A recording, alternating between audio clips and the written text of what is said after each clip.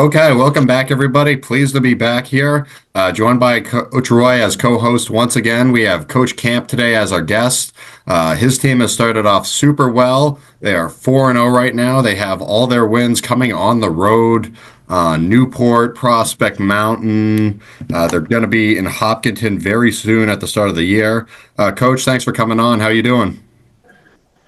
Good, Drew. Thanks for having me, man. It's been a good start to the season. Really good kids, and showed a lot of adversity, especially with the Fall Mountain game.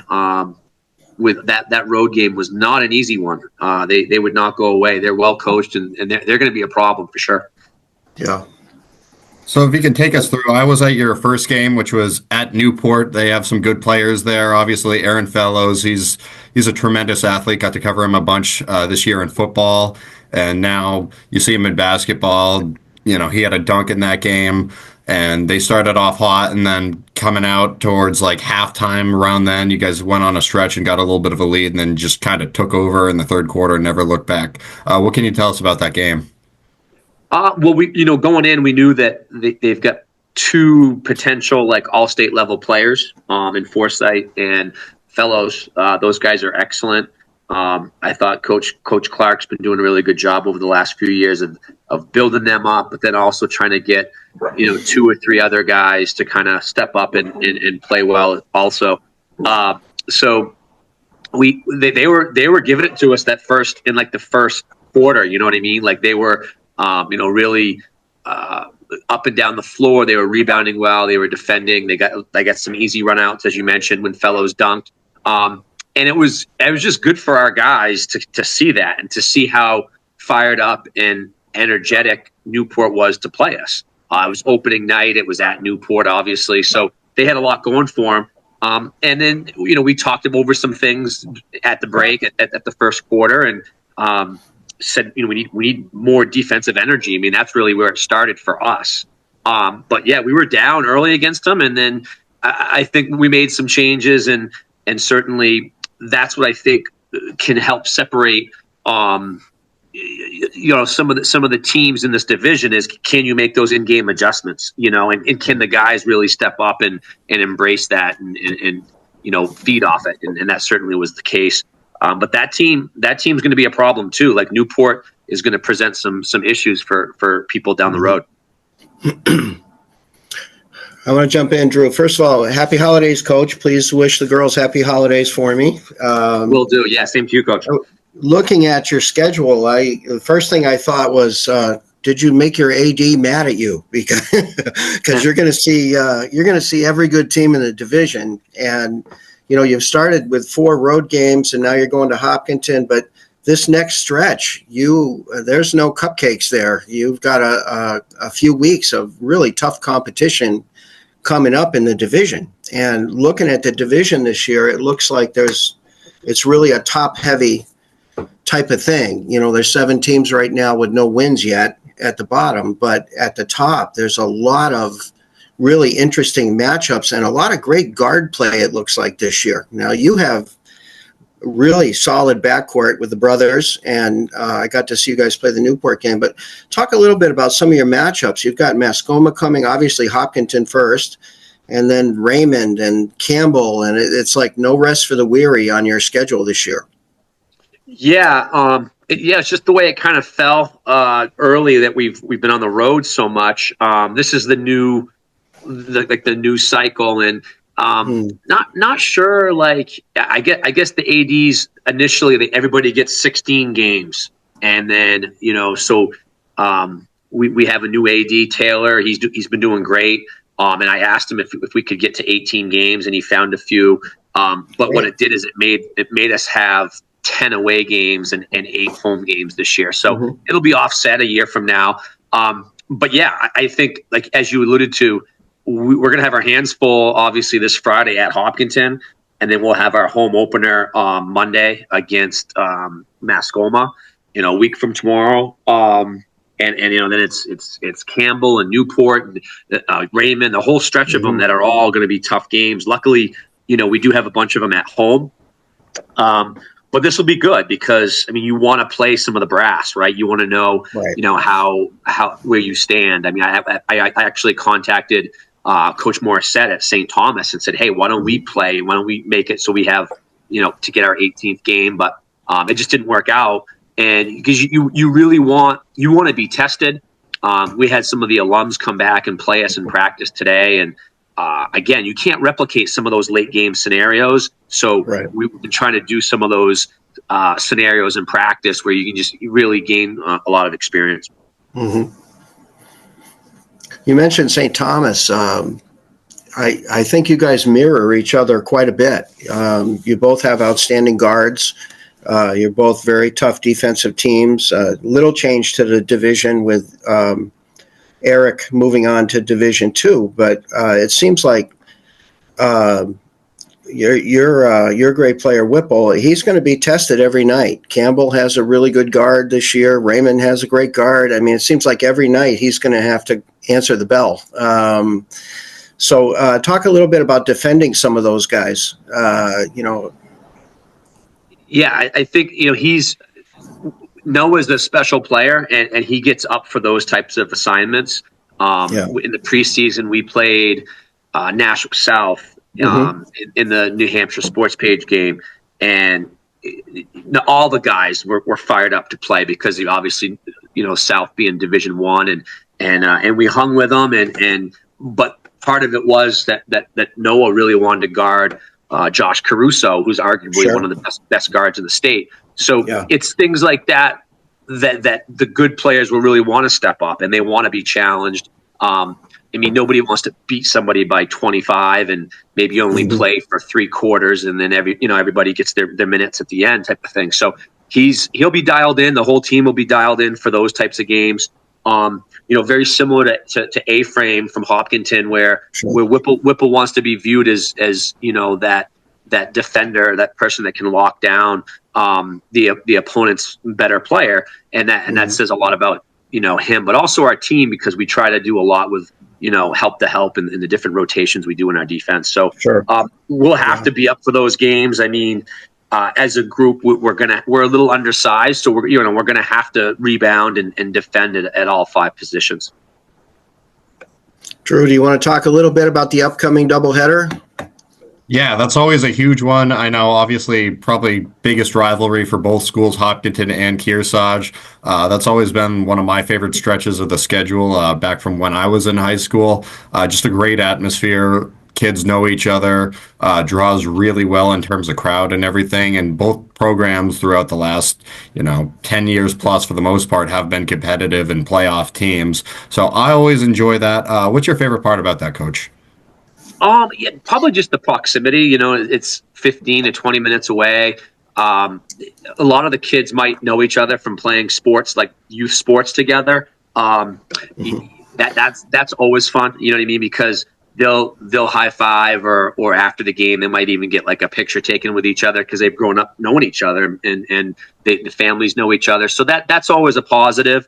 I think over the years, this is I've been doing it a long time now, but it dates back to Dave Chase and obviously Coach Miller and just now Liam, who was I coached against Liam, and that's certainly going to be fun to be able to continue that rivalry, and it's good, like it's respect, you know what I mean, like whether we're really good or they're really good, it's always going to be a battle, and it might come down to the final few possessions, and that's what people want to see, for the most part, like whether we're good or they're good, the fans and the communities at Hopkinton and Kearsarge, they always want to support us, and I think that's a huge testament to where we all live and call home, because they care about kids and they care about their student athletes. So it'll be fun. I think being there with the fact that it will be a doubleheader with the girls. I know it's a rival there, and my own daughters love playing against you guys. So.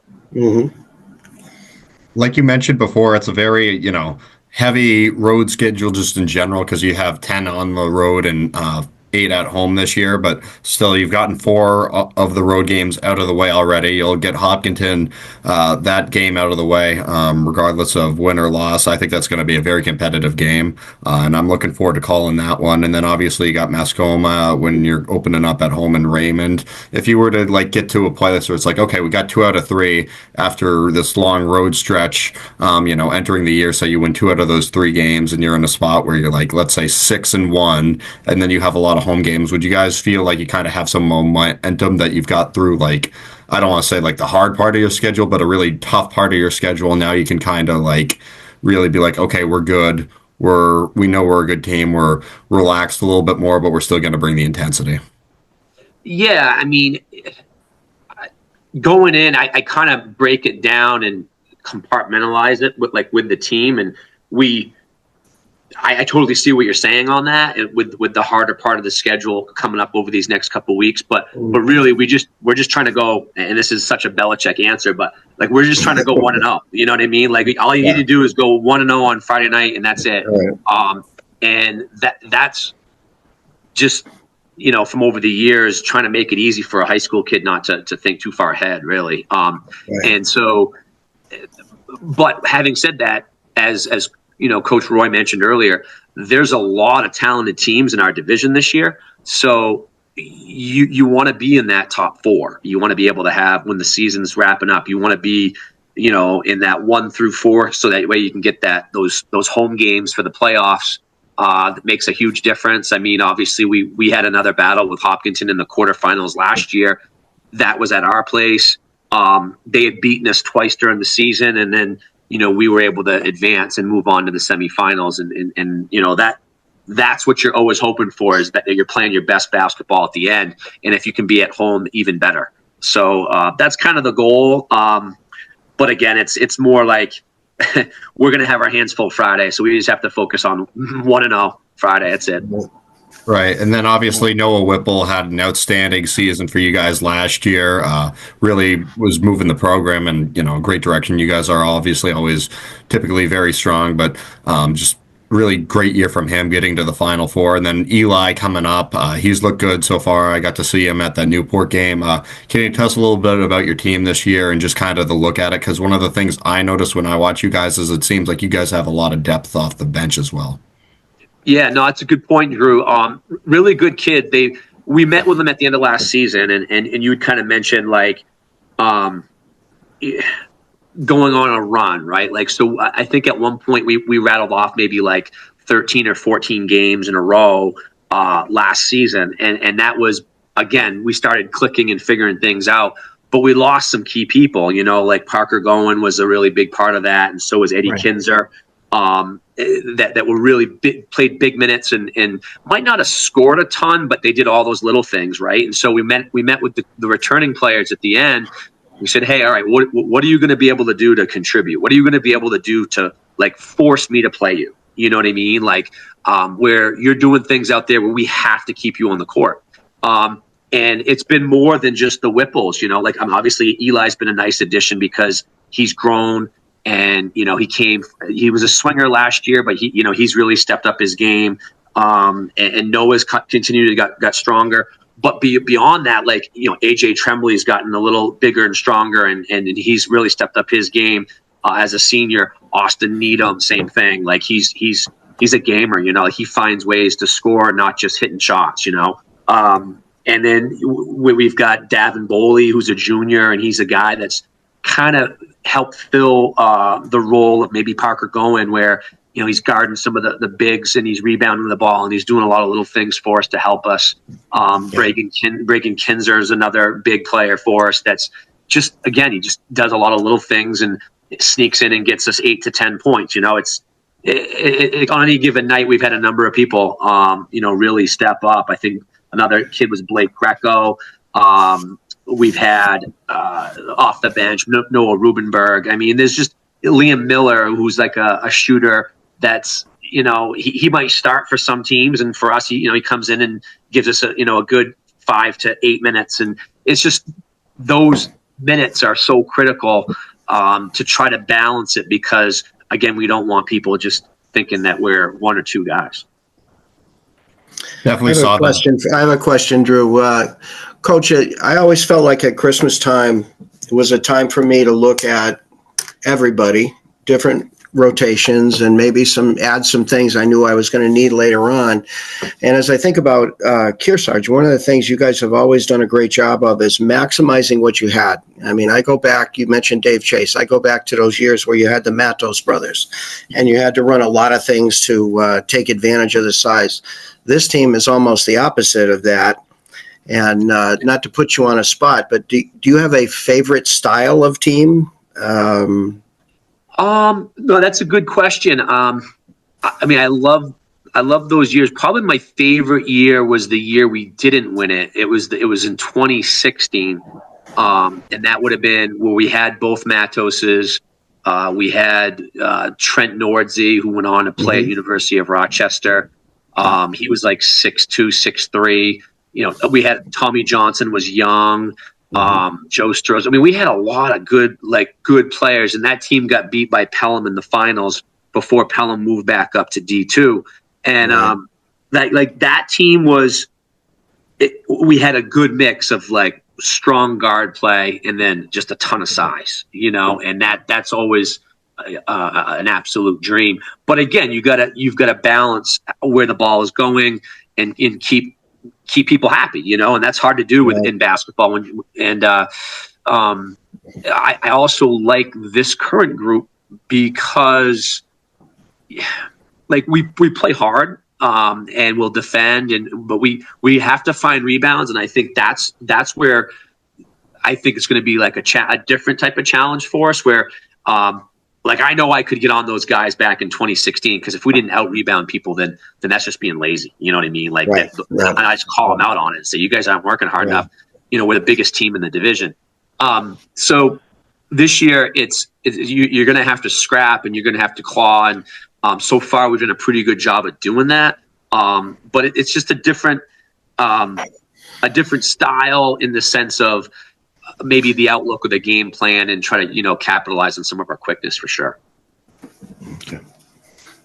Something I observed when I watched you guys was like just the way that Newport plays and the way you guys play are different. It's different styles of basketball, and in my opinion, where I think they're a little bit bigger this year. They have the height, but you guys definitely have the speed, and that was really important for you. I think when you were trailing in that game on the road, that's a tough gym to play in, as we all know. But just like the physicality and the really working hard there on defense and getting the ball at the other end of the floor, and eventually the shots fell. So you mentioned that there's different styles that you're used to playing, and now you're playing with this style. What's kind of your biggest concern when you run into a taller team like a Newport, and you know you have to counter that? And obviously, a team like that is going to get better throughout the season, as are you guys. Yeah. If you play a team with size, you've got to do everything possible not to let them get the ball. You know what I mean, or not to let them capitalize on that strength. You know, I look at Belmont. Belmont's huge, and they're having a great start to the season. So you gotta find ways to be creative and speed them up a little bit to make certain people make decisions that don't want to make those decisions. You know, or that's just kind of one way to combat it. You know, some people might play zone. Some people, there's a lot of things that you can do, but you just want to play more to your strengths and try to dictate what we can control. So then that way, again, maybe the coach has to call a timeout and do something that they just don't want to do. And kids, the ball's in the hands with kids that we would like, you know, to have them make the decisions, right. But they don't want to make those decisions. And that's just kind of like a chess game, you know. It's hard to do. And it's not, you know, it's no disrespect, but you want to capitalize on that whenever you can. All right. Awesome, Coach. For what's coming up on the schedule, obviously you have a bunch of teams you haven't seen yet, this being the early part of the schedule. I don't think you have Belmont on there. That's I think that's the only, you know, team that's universally viewed in that like top 5 through 8 who's not on your schedule. Who are you the most excited to play later on in the schedule? Well, obviously, like we've talked about the battles like we've always had with Hopkinton, so those are going to be big. There's 2 home and away with that. Mascoma is they're for real. We were in the Upper Valley Christmas tournament the last few days, and I know that they were missing some guys, and as were we. We didn't end up playing each other. We played Hanover, they played Lebanon, and then we played Lebanon and they played Hanover. And so they're just really athletic, man. Like they're good. So that would be tough. Obviously, I hear really good things about Campbell. I think they're going to be a problem for sure. And then I haven't looked too far ahead, but I think the I always love the double headers. So we've got the double header with Hopkinton, we get double header with Monadnock. Those are just a lot of fun, good atmosphere for sure. So I think what I'll do a lot of is try to get film and just scout some teams too, and just kind of see what their tendencies are and what they want to do. I always love bouncing ideas off of Coach Saucier while he was at Conant, and he's still not too far away, but he's someone that we tend to ask each other questions about, and that's always a fun challenge too, to say, hey, what do you guys do? What did you guys do here? And the Division III coaches are really a good fraternity of coaches to kind of fall on each other and help each other out when it comes to those types of things. There's not going to be many cupcakes. I mean, there's a lot of good teams in the division. I think that, like you said, there's probably 10 or 11 teams that could present problems. And I mentioned Fall Mountain, that team, even though we've already played them, I think by like mid to late January, they if they shoot the ball the way they did against us, I figured if we scored 60, we were going to win, but we would have lost that game if we only scored 60. So we needed some make some plays, and definitely some people that are going to really be interesting to see where it all falls come mid to late February. Yeah. Obviously, we've noticed a shift in basketball over time, just like at the professional level with the NBA. And then here at the local level, there's been shifts, obviously, over decades in terms of just the way that everything's set up and the styles of play and the way the schedule's laid up. Like, you can look at everything and find the different little things that change year to year. But what I'm kind of more interested in is, like, since COVID over the past few years, what have you noticed in the changes in terms of Division III high school basketball in New Hampshire, and what are your thoughts on those things?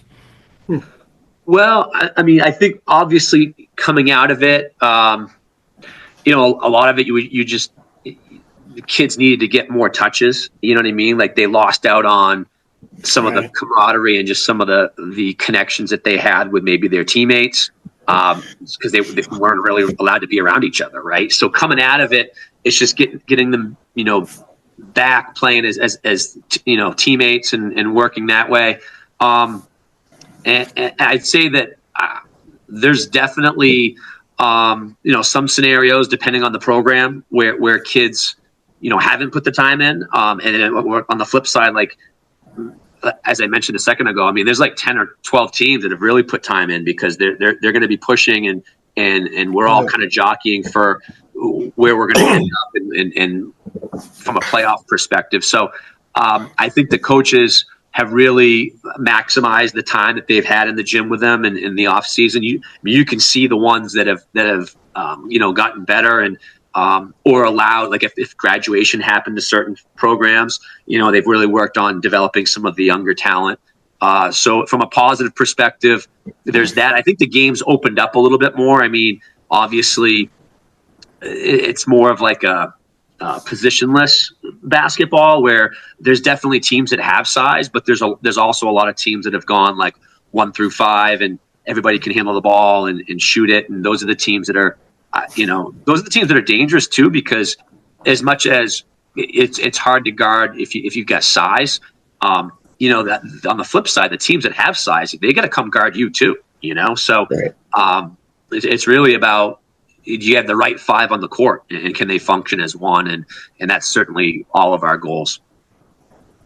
Awesome. Do you have any additional thoughts, Coach? Because that's about all. Yeah, just to piggyback on that, and I think this is something that going back to when I was at Campbell and we would go against Marty's teams, Kearsarge has always believed this, and this is something I always thought, regardless of style of play, Nate, I always felt that the fundamental tenets of your program have to be help each other on defense and share the ball on offense, whether you're playing super fast or you're pounding it inside and trying to limit possessions.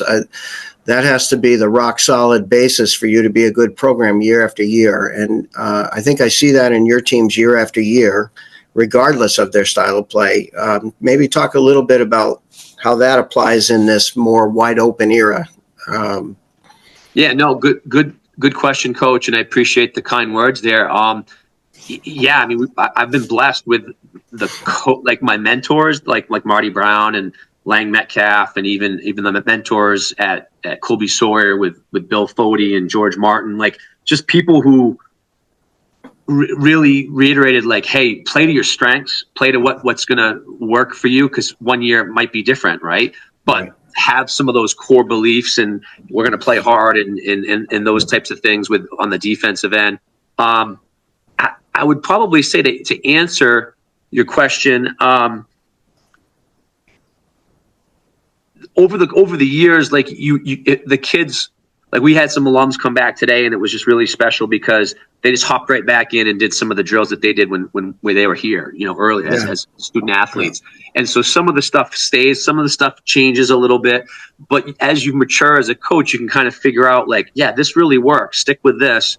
I'm going to change this a little bit. I'm going to change that a little bit, but staying with like those core beliefs, because, kids are creatures of habit, and so they can see if you're changing 100% of the stuff every year, that's going to be a lot for kids. Like, your returning kids want to have some consistency, and they want to have that vibe of, okay, yep, we're going to do this, we're going to do this, and we'll tweak some things on the side, and like we'll put in a few new things like this week and next week, and just kind of build, but maintaining some of those same ideas. And I think that's really important as for like, Liam or any young coach coming into it, is to figure out what it is that you want to do and what you want to do really well, and then build off of that and change things here and there, because it's important to let the team know that, hey, that didn't work. I'm gonna make some adjustments. It's okay for the team. I think when I was younger as a coach, I felt like if I made a mistake, or if a play didn't work, or something in the system didn't work, not to be embarrassed that it didn't work, because that's part of it. Now I just say, yeah, that didn't work, guys. Like that's on me, and own it, because that's life. Like, the kids have to see that you're normal, and that's all part of it. Yeah, I agree. Drew? I'm pretty all set. I don't really have anything to add. I think I got through all my questions. Coach Camp, if you have any more to add, please let us know, but I appreciate your time. Yeah, no, I appreciate you guys. You had some very inquisitive questions, and I think talking basketball in general is always fun. Always a good time. Yeah. And Coach Roye, you've been doing it a long time, and I always respect people like yourself who are connected across the state and know what good basketball is about. And Drew, I've obviously respected your passion as well, and completely respect the support that you provide, not only us but all the teams, and I appreciate that you guys understand the game and want it to grow the right way. So I appreciate you guys very much. Thanks so much, Coach. I'll see you on Friday. All right. Yes. Thanks, guys. Good luck.